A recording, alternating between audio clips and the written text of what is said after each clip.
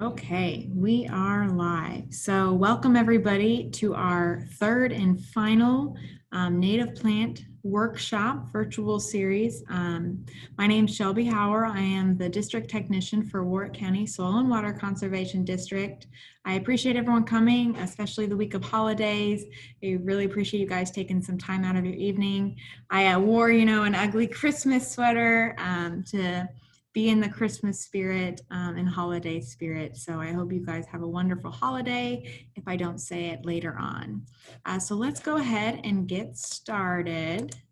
For those who have already joined live ones or watched any recordings, bear with me, I apologize, but sometimes there have been some people that have just been wanting to watch a single one of our webinars, so that's why I'm covering all of my bases and putting our plug in for every single webinar. So Warrick County is having, Soil and Water Conservation District is having a native plant sale in December, which sounds very strange, and I understand that.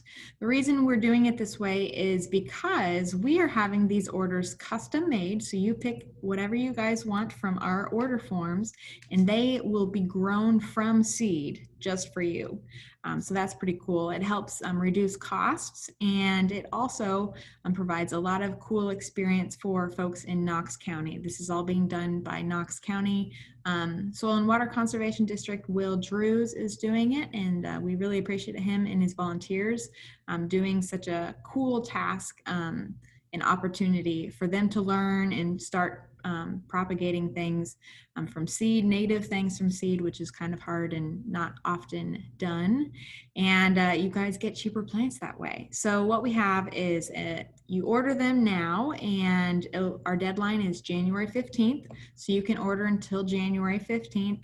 And then from there, you will we'll have your orders, and then we'll let the plants grow, and then the pickup date will be in May.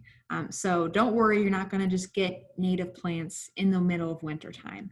They will just be growing in a greenhouse at this time. So think about early, think of Mother's Day presents, Christmas presents that won't arrive until May if you want.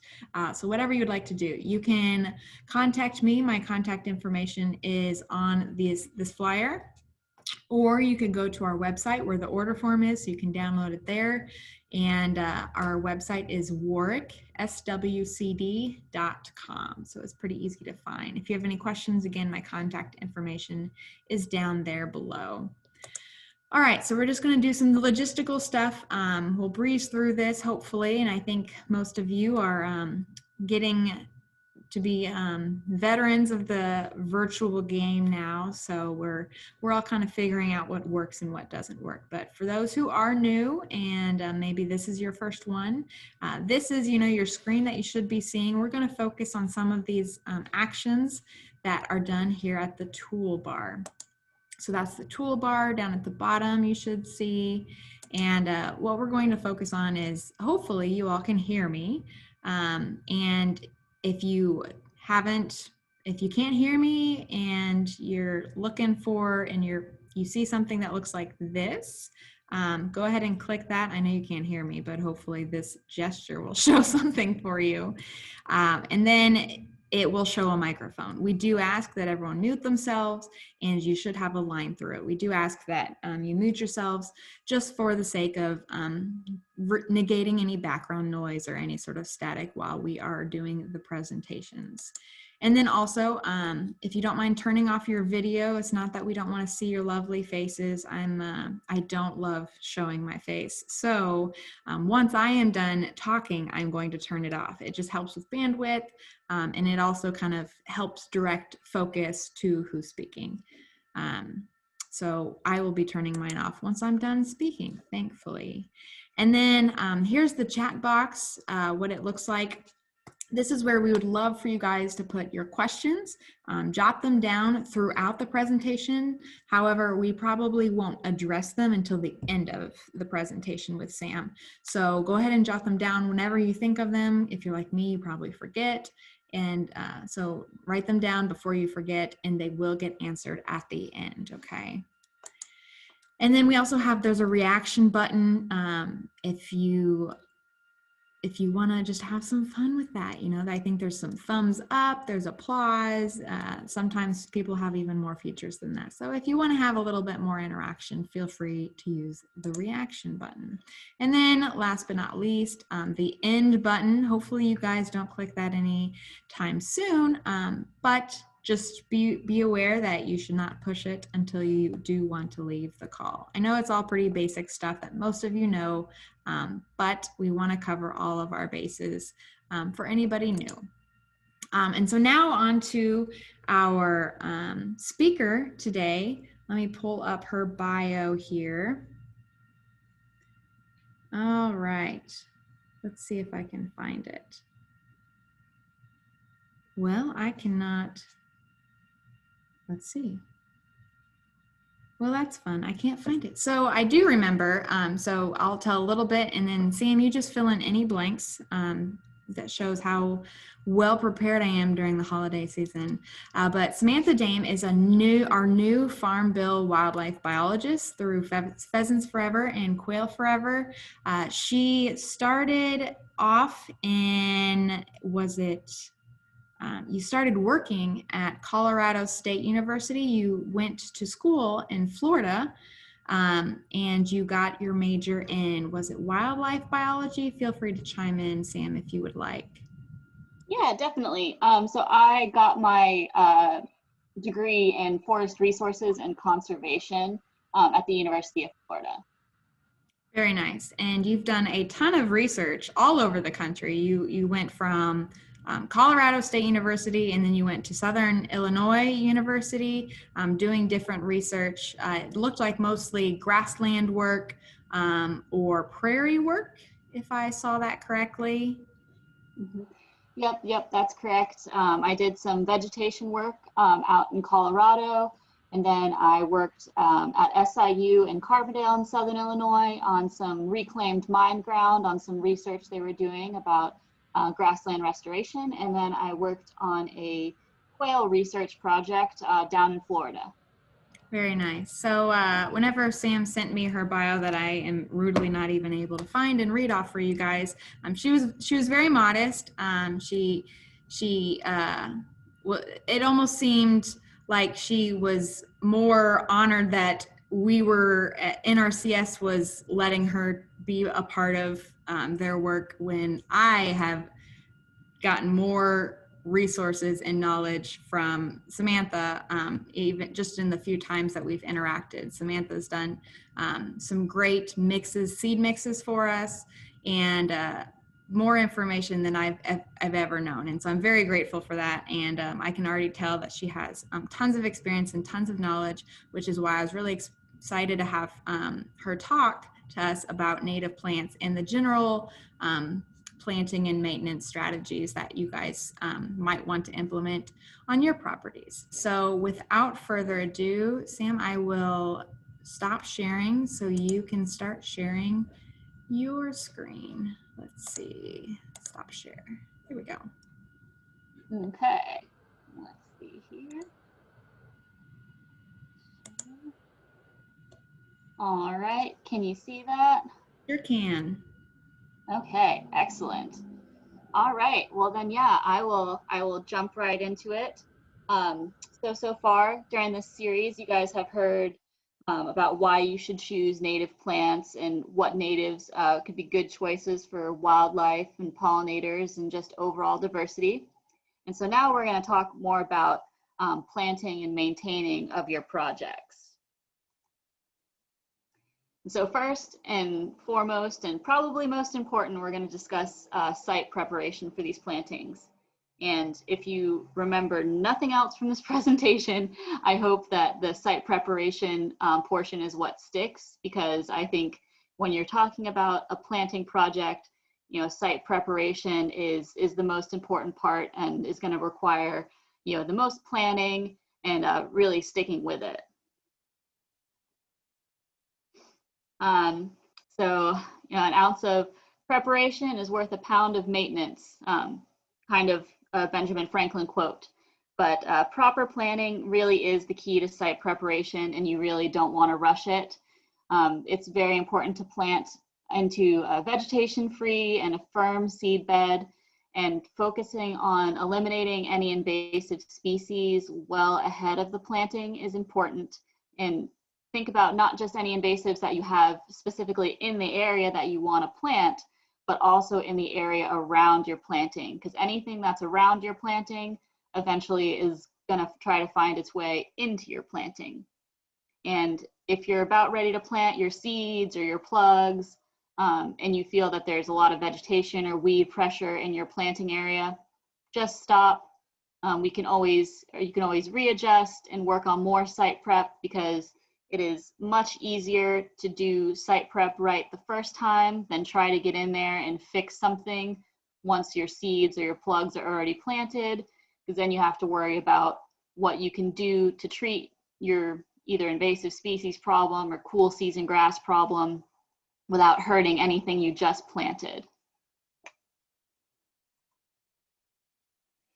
So kind of a general site prep formula that we use a lot is in August, either mowing or haying the specific area that you want to plant. And then September through October, after 6 or 8 inches of regrowth on the vegetation in your planting area, you want to spray it with some sort of broad spectrum herbicide, something that's going to kill everything that's there. And then you're going to continue that regrowth and spray process as needed until the first hard frost. And usually I recommend getting at least 2 herbicide applications on the area. And then you can look to plant, if you're doing seeds, between December and February to plant that area. And this is kind of just a really generic formula for site prep. Each site is going to be a little bit different. And usually it's good to have someone come out and look at the site. They'll help identify any invasive species that might be out there, because they might have specific treatments that they need to really eradicate them. And then also a good idea just to get an idea of what the current vegetation cover is. If you have mostly warm season grasses out there, if it's an old warm season grass planting, or if it's a cool season grass planting, what will most effectively get rid of the vegetation in that area, because you don't want anything that's going to be there to compete with those seeds or plugs that you're about to plant. So some other good site prep considerations to keep in mind. You want to try not to till or disturb the soil in the area if you can avoid it. So especially with our native seeds, the tillage can cause the seeds to be planted too deep. And a lot of our native grasses and wildflowers should only be ever planted a 1/4 of an inch deep. And really, the shallower, the better. And if you till, you're going to need to use a cultipacker or roller before you plant to firm that seed bed up again, so those seeds don't accidentally get planted too deep when you go in there to plant them. And another thing with tilling or disturbing the soil in an area that you want to plant before you plant is that any sort of soil disturbance can encourage a significant flush of weeds or any seeds that are going to be brought into that germination zone by disturbing the soil. So if you do have to do any soil disturbance, you really want to wait after you firm the seed bed to let things kind of germinate that have been brought into that zone, and then follow up with another herbicide application after any sort of soil disturbance. Another thing with tillage is that it can also hurt the soil structure and the soil life and kind of reduce overall soil health. So generally we just try to avoid it if it's not needed. Another big thing is that you do not want to apply any fertilizer to these planting areas. Fertilizers can really encourage vigorous growth from annual weeds and other cool season grasses and increase competition for resources and sunlight. And you just really don't want your seeds to have to go through that competition. And a lot of our native plants really don't need fertilizers to be applied to them to help them grow. So we can do some site prep by more organic means, though herbicide application is generally our go-to and our recommendation, just because it tends to be the most effective for site prep. And you can accomplish site prep, organic site prep through smother cropping and repeated tillage, but it'll most likely require multiple growing seasons and a lot of work and effort, and you'll have to follow the timelines recommended, very strictly. If you're doing tillage, you need to really be in there, every 3 to 4 weeks to knock down anything that's germinated. And again, you have some of those issues with tillage and soil health that can come from that.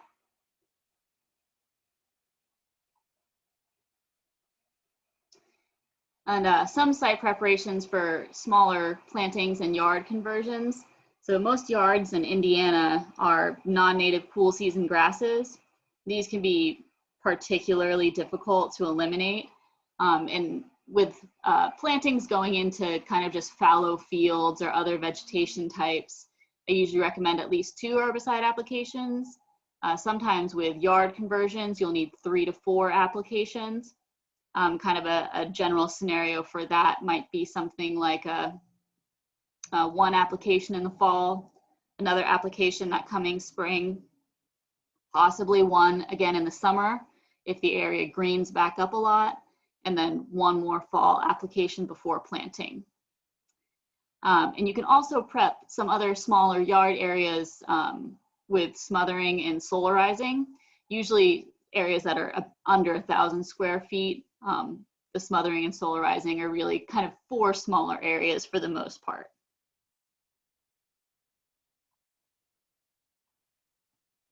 Okay, for smothering, prior to an active growing season, you're going to want to cover the area that you're looking to plant with cardboard or a heavy layer of newspaper, and then cover the top of that with some sort of compost, leaves, yard trimmings, any material that's going to break down naturally over time.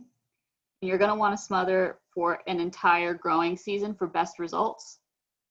So this takes a little while. You really want to make sure you get a nice layer there, because if the area is not completely smothered, then it's not really going to be doing its job.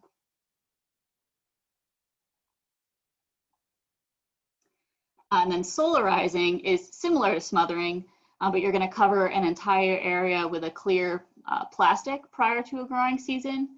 You have to kind of dig some trenches and bury the edges of the plastic to keep it in place and keep the heat in. And by trapping the heat and limiting the oxygen and growing room, you can get rid of the unwanted vegetation that's there. And using clear plastic is better than a black plastic, because the clear plastic kind of traps that heat, and the black kind of just doesn't work as well. And this method is overall 90% effective at eradicating the existing vegetation, and can be a really great site prep, like kind of an organic site prep option. However, the cost can be kind of high, the plastic can be kind of expensive. It's really great if you can find used plastic from somewhere, some old greenhouse or high tunnel plastic or something like that. And this is not necessarily recommended on areas that are sloping, or areas where you have a lot of deer pressure, because deer will just puncture right through the plastic, and then it doesn't work, because then you're letting the heat out and not limiting the oxygen.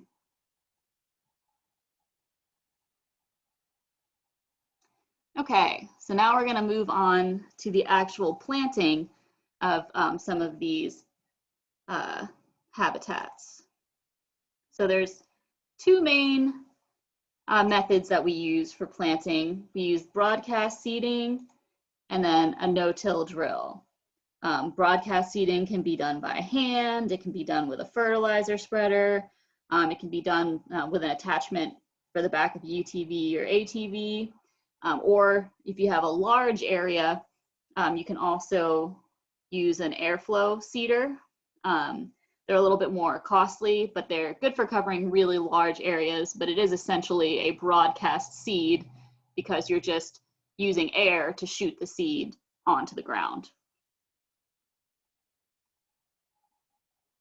Okay, so with broadcast seeding, you really need the fields to be 60 to 80% bare soil for it to work well. You're looking for good seed to soil contact. And you can eliminate any thatch that might be present by burning it or shallow tillage. But if you do use tillage to eliminate the thatch, it's strongly recommended that you wait and give yourself enough time to do another herbicide application after that, because you will bring seeds into the germination zone like we talked about before. And if you do want to burn off any thatch that's left on a field, you know, say if you've done a couple herbicide applications already and you want to clear the area by doing a little prescribed burn to open up bare soil, you'll need to have a written burn plan for that. Just make sure everything's safe and secure. And seeds can be broadcast either in the spring seeding window or in the dormant seeding window. But if they're broadcast in the spring window, the field will need to be rolled or cultipacked afterwards. And that's just to press the seeds in, make sure they get good seed to soil contact. In the winter, you don't have to do this after you spread the seed, because the freeze and thaw of the ground will actually work the seed to the appropriate depth for you. And when you seed in the dormant season, the ground should be frozen or dry enough to get the equipment in there without causing ruts.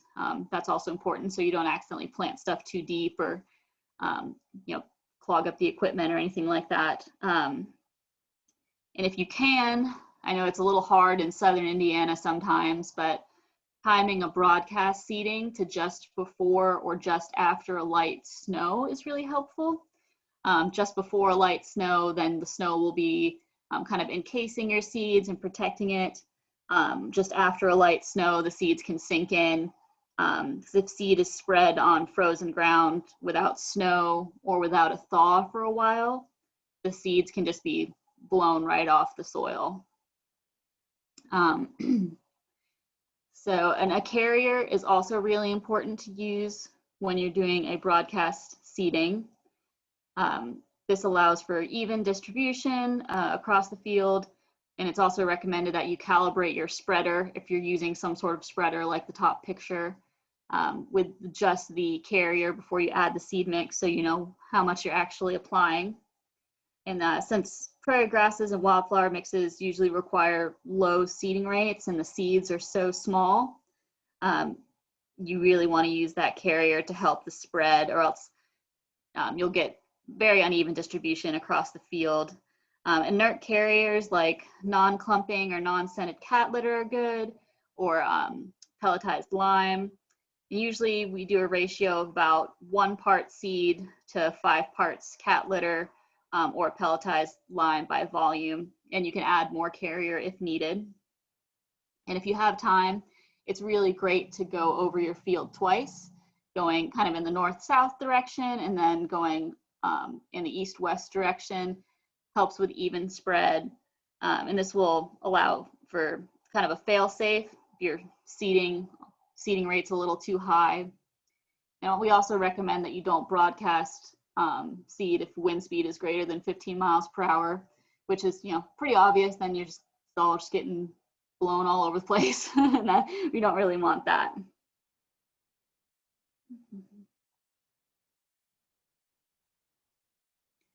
All right, so then no-till drill is the other main planting tool that we use. So you need to use a specific drill designed for planting native grasses and wildflowers. The seeding boxes and mechanisms in these drills are specifically made for this purpose, and they're also fitted with some depth bands that don't allow the seed to be planted deeper than that 1/4 of an inch. And after planting, you should even see some of the seed on top of the ground, even when using a no-till drill. That's how you know you didn't plant it too deep. You can put the large seeds can be placed in the middle box of the drill, and then small seeds can be placed in the small seed box on the front. Or you can put all the seeds, mix them all together with a filler like cracked corn, and they can be placed in the large seed or grain box at the back of the drill. And since the wildflower seeds have that low rate, you know, again, a filler is really helpful to get even distribution all the way across the field, and start with a low output and then increase that seeding rate if needed. And you can use something like an inert filler, like cracked corn, again, at 1 part seed to 5 parts cracked corn by volume. Don't use fertilizer. I should have mentioned this with broadcast seeding. Some people want to use fertilizer to help bulk up their seed. Again, don't use fertilizer on these plantings. Usually it just encourages other weed and cool season grass growth. It's good not to drill in muddy conditions. You can clog up the drill parts, make a mess, plant seeds too deep. And if you need help locating a native grass drill, you can contact me, Farm Bill Wildlife Biologist, or your local soil and water conservation district. Often we can, between the two of us, we can help locate a drill that you could use for plantings.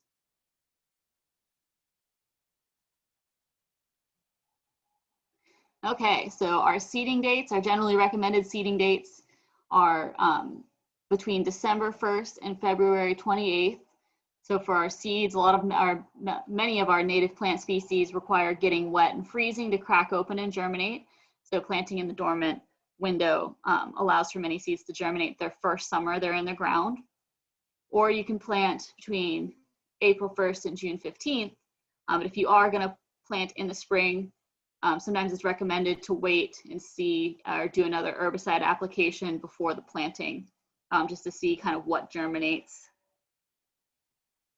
Let's see.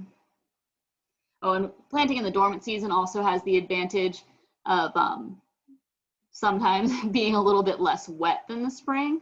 So if you have a particular area that you know is always going to be really wet in the spring, sometimes it's easier to get in there and plant in that dormant season when the ground is frozen.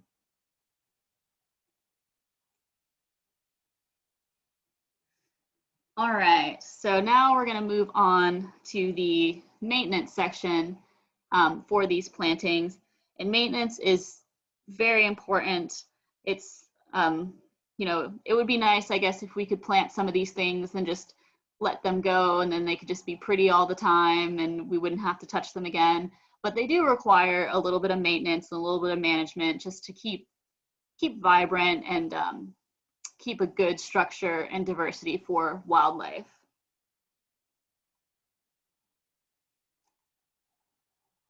So we do maintenance to set back natural succession. As years progress after planting, communities will naturally transform into a late successional stage. And historically, Indiana was about 90% forested. So the late successional stage for most parts of Indiana is actually forest. And on this graphic over here, you can see these kind of lighter areas towards the west. Those are historically the prairie areas of Indiana.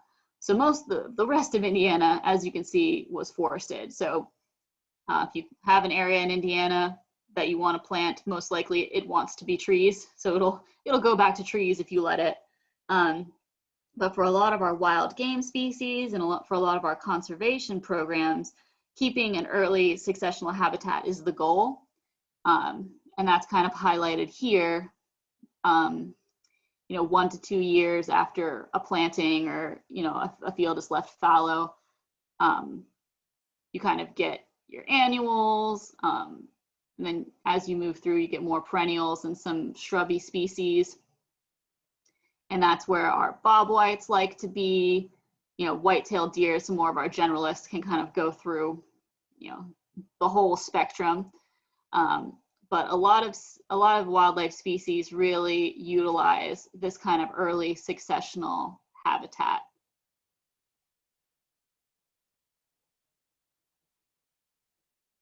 All right, and then active management and maintenance can also help you control invasive species.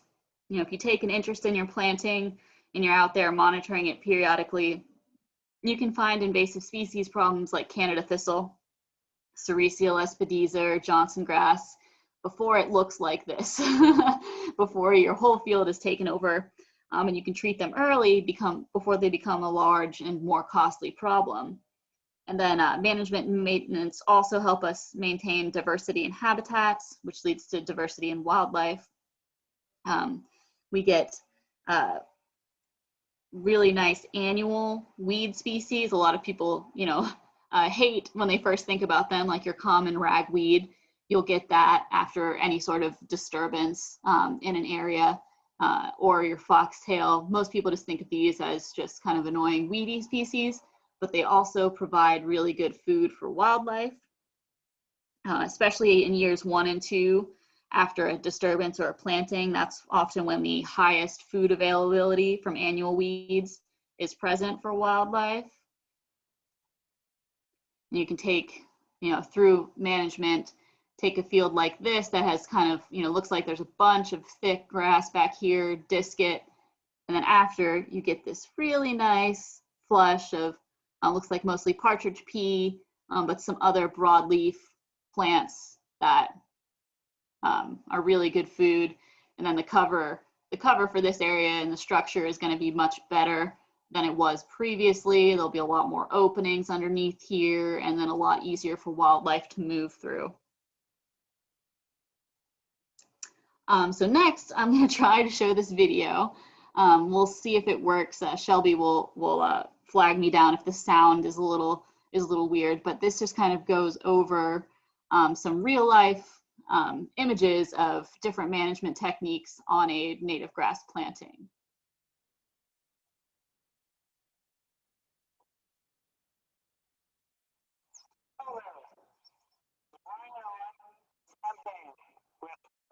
Quail forever here in Indiana. Different management actions you can use to help you out with your warm season grass and wildflower plantings. We'll be looking at a field that's been split up into 3 different sections. 2 of those sections have been managed, and the one behind us is managed zone. You can see that we've got a lot of cottonwoods starting to pop up in the back, and the grass itself, which is a mix of switchgrass, big blue stem, and some moving grass, is starting to get very tall, very rank, and it's so dense that not much wildlife can move to it.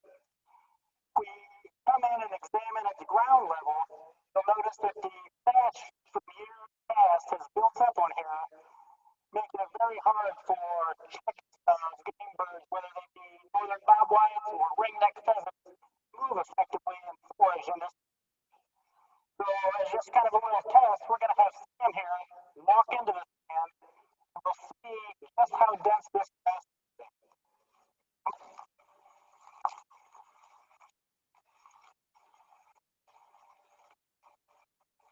As you can see, this grass is extremely dense, very thick,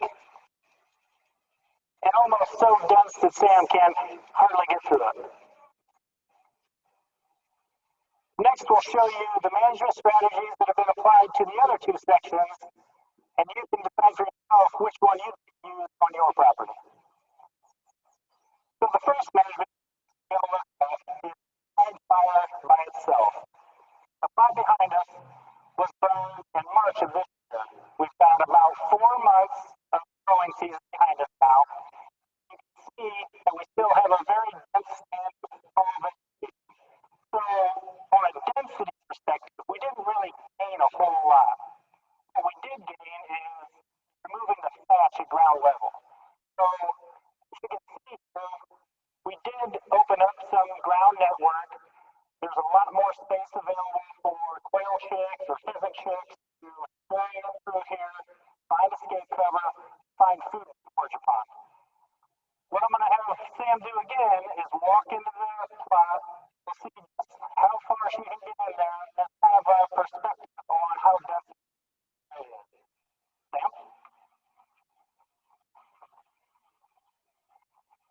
And you can see we put the green shirt on her so she camouflages and shows this a little bit better. As she gets in there, you'll notice that at some point we start to really lose it.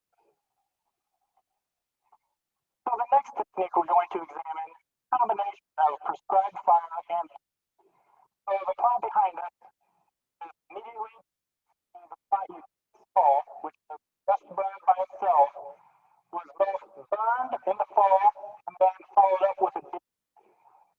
It consisted of about 3 passes of a fairly heavy dip.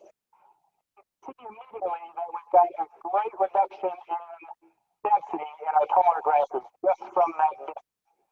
So not only do we have a reduction reduction in grass density, we also get a great flush of annual forbs, whether they're a common ragweed or a black-eyed Susan. We didn't have that same complement come in with just prescribed burning alone. So having some of these forbs is going to provide more diversity and a greater food benefit for birds you might have in your stand. And again, we're going to have Sam walk through the stand and see how dense the grass is.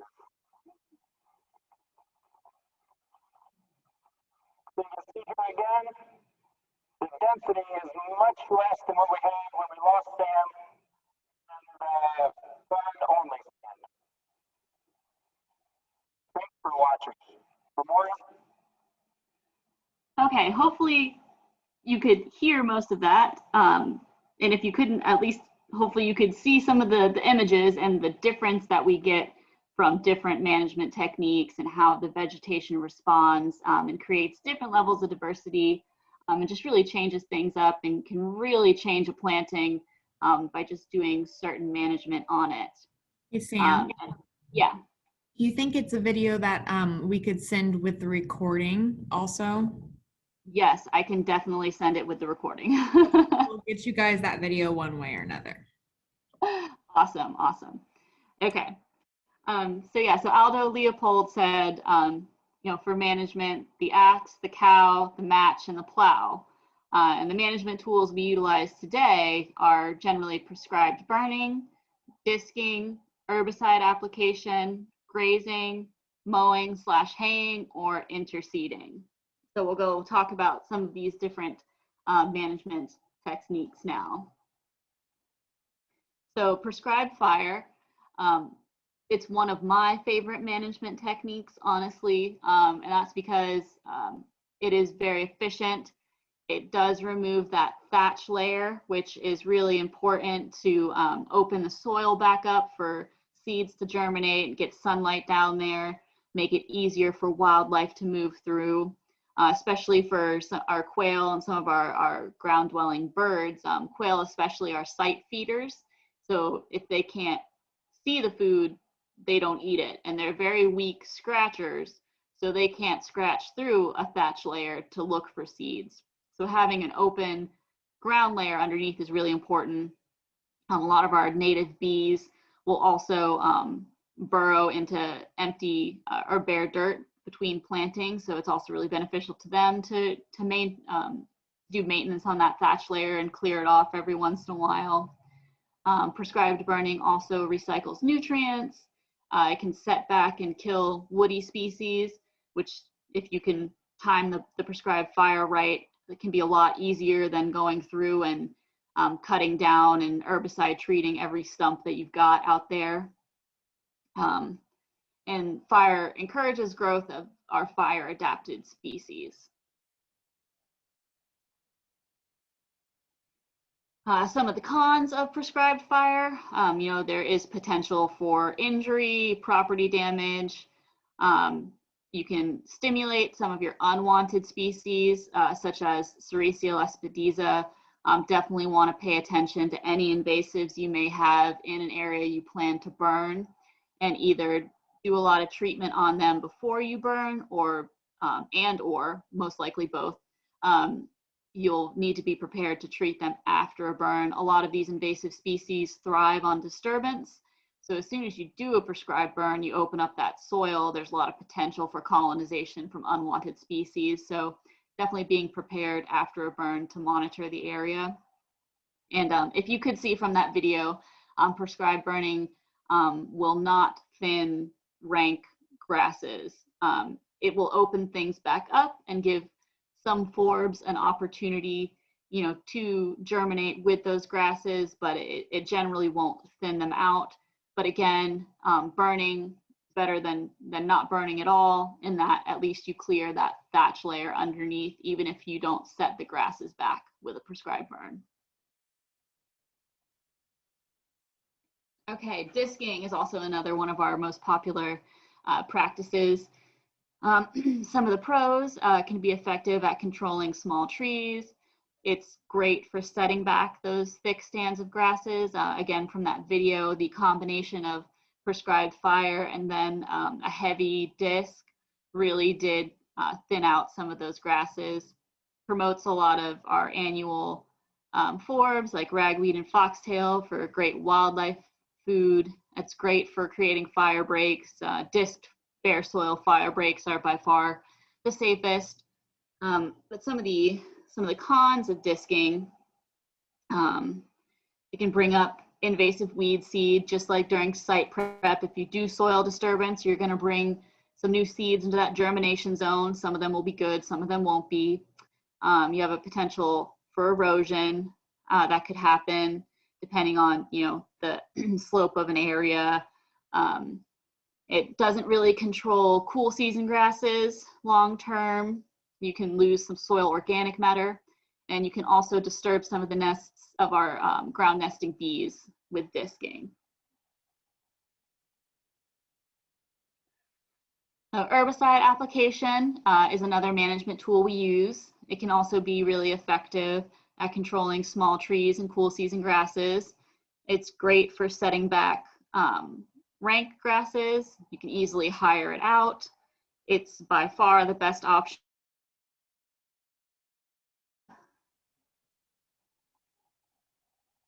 But some of the cons, this is not an application or a management practice that can treat that thatch layer, can actually, you know, increase your thatch layer. And you need to make sure you calibrate your equipment for the best success with herbicide applications. Grazing can also be a management practice, can help keep grasses from becoming dominant, can promote diversity. You know, a lot of our prairie plants have evolved with grazers and fire, and both of those things are kind of missing elements now. It's a good source of forage in the summer, can result in reduced thatch and recycled nutrients. But some of the cons of grazing, requires very careful management. You know, you can't just necessarily throw any sort of grazing animal out there without a plan or time frame in mind. There's also potential for erosion. Again, if you don't have a plan or careful management that you're going to do with your grazers, you know, you could easily end up in an overgraze situation. So definitely grazing is something that requires some forethought if you want to use it. And then mowing and haying, also some options. We try not to rely on these as sole management options, but they can be used really well in conjunction with some of our other management practices. But in a pinch, you know, mowing can keep trees down. So if you can't get to your field one year for some reason, you know, to do one of our other management practices, if you have a bunch of cottonwoods or something like that coming up in an area, you know, you can always take your mower out to that section and take care of those before they get too big for other options. But mowing is great as a prep for disking. If you come through and mow an area first, it can make it easier to take a disc through. It can also be really helpful for newly planted stands, especially in that first year. If you have a planting and you have a lot of heavy weed pressure, things are shading out your seedlings, or if they're, you know, kind of annual weeds and you don't want them to reseed, you can come in and mow that planting high and cut the heads off of those plants, and that can open sunlight back to your little seedlings and kind of prevent them from reseeding themselves. And haying is also a good option, especially for site prep. So if you can come in and hay an area first, you can also get rid of some of that thatch and make it a little easier to come in and do herbicide applications or whatnot for site prep. So yeah, some of the cons of mowing, again, it's not a thatch removing process. It does not thin rank grasses. It can actually, mowing can actually promote our non-native cool season grasses in certain instances. If you come in and mow an area that has a lot of high, thick standing vegetation and you flop that over onto some of your other plants, it can actually smother them. And routine mowing tends to reduce diversity because it injures a lot of our native plants if there's continual mowing. So interseeding is another option. Pros, it can increase diversity in a stand, especially if you have an old native warm season grass stand. You can increase diversity by interseeding if there wasn't a big forb component in there initially. You have to drastically reduce the native grasses and the vegetation that's already there to interseed. So you have to do essentially one of those other management practices before you interseed. It can be really good though for increasing definitely the aesthetics of, like I said, an old planting. Some of our old plantings were only planted with, 4 or 5 forbs in them and a lot more grasses. So if you have that situation, you want to add more forbs, interseeding can be helpful there. But some of the cons of interseeding is that it does require site preparation. Seed can be kind of expensive. Interseeding is commonly recommended, but not always necessary for renovating native warm season grass stands. If you have good diversity in your mix to begin with, wildlife tend to respond similarly to the overall change in structure and composition, following those other management practices that you would need to prepare an area for interseeding, regardless if you actually do the interseeding or not. So really, I would say interseeding is good for old plantings that you want to introduce more diversity in. But if you start out with a diverse seed mix, a lot of our other management options should be able to perpetuate that diversity for you. So one of the questions I get asked is, won't doing some of these management practices, removing that cover, wouldn't it be bad for wildlife? Well, timing and the amount of disturbance is really what's key to not injure any of the wildlife. We have a couple different patterns that we can do for disturbance management. Usually you only want to ever disturb 1/3 to 1/2 of the area at one given time. So if you have a field, just kind of a rectangular shaped field, you can say do a prescribed fire on this section in year 1, this section in year 2, that section in year 3. This is kind of another pattern there. This pattern here, I would say, is better for something like a disking or a strip spraying. So you'd spray your disc, one length of the disc here, skip 2 lengths of it, and then disc another strip through here. And similarly, these patterns can be used on areas that are just, kind of field edges or field borders. And creating the strips of these different successional stages, the early, most recently disturbed areas will have more of the annuals, more seed production, that higher food value. And the linear design provides more edge between the treated and untreated areas, which creates this close proximity between nesting and brood rearing habitat for birds, and provides a nice diversity of structure and successional stages right next to each other for wildlife to use and move between.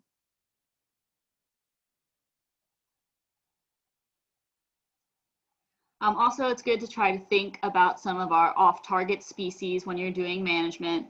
Our pollinators, bats, salamanders, snakes, and turtles. Dormant season is often best for disturbance management to try to avoid some of these conflicts. So some maintenance to consider for our smaller plantings. In native plant meadows managed for pollinators, best practice is to mow after the first frost in the fall or before the plant growth begins in the late winter or early spring. Smaller plantings can also be managed on this kind of rotational basis where you only manage 1/3 to 1/2 of the habitat each time. Leaving these patches of untreated habitat will ensure a population of insects to recolonize the treated areas of the site. So I just wanted to show some images, some more images of some actual plantings in real life and kind of what they look like. So in year 1, this is a year 1 planting. This planting was planted in February, and this picture was taken in June, I believe. But don't expect your planting to look good in year one. In fact, it'll probably look pretty terrible. You'll have a lot of weeds, as you can see in here. Got a lot of mare's tail in this picture. During the first growing season, our native wildflowers and grasses, they put most of their energy into root development and may only grow a few inches. Some of the seed that you have may sit in the ground for a year or more before breaking dormancy and germinating. And just most habitat plantings will look pretty weedy that first year. Again, a lot of these weeds are annual weeds that are very wildlife friendly, and they typically dominate the site during that first year, but are almost never a problem in continuing years. As your perennial plants develop, they tend to crowd out these annuals over time. But again, that first year, if you do have heavy weed pressure and there's not enough sunlight getting to the soil, you can come in with a high mowing and cut the heads off of some of these, the seed heads, to open it back up and stop them from producing more seed. Generally, we're looking at mowing it 10 to 12 inches high. So that's something to think about. Some people may not have the equipment to get that high. But again, mowing may not be needed at all. This site was mowed, I think, twice during the first growing season. But this is what it looked like that second growing season. So as you can see, very, very different. Hardly any, not nearly as much mare's tail present, and a bunch more wildflowers visible. So by that second year, you should see many of our native species growing. It's great to keep monitoring your site every year and a couple times a year to look for invasive plant species or any cool season grasses or Canada thistle that might be encroaching. Like I said, if you can get in there early and treat it before it takes over the entire area, it'll be a lot more beneficial than trying to treat it once it's become a bigger problem. And then finally, this is the planting in its third year. So it has really filled out, a lot of different wildflower species in there. You should find most, if not all, the seeds you planted by the third year. And then usually we don't start any sort of maintenance or rotational disturbance management until after that third year for plantings from seed. Then you can start, with prescribed fire or disking after that. Usually it's good to ask a biologist what might be the best option for your planting and to make sure the planting has really matured enough to start some sort of management out there. Typically, our burn windows are between March 1st to April 1st and then August 1st to November 1st. But a lot of different things can happen if you do management in different time frames. Burning in the spring tends to simulate grasses. Burning in the fall tends to simulate your wildflowers. So really it'll depend on what your objective is, and each planting is very different. So tailoring maintenance to your planting will be really important. So when you think about what habitat might be best for you, some questions to ask yourself might be, are you interested in cost share programs? What species are you interested in promoting? What are some potential challenges for your project? What's your equipment like? How much time do you have? And definitely, what's your budget? And we have Farm Bill biologists that cover the whole state. We work in a partnership with DNR. So if you have any questions, feel free to reach out to any of us, and we can definitely help answer some of your questions or do some site visits with you, and try to help you establish a good habitat or maintain something that you've already got planted out there.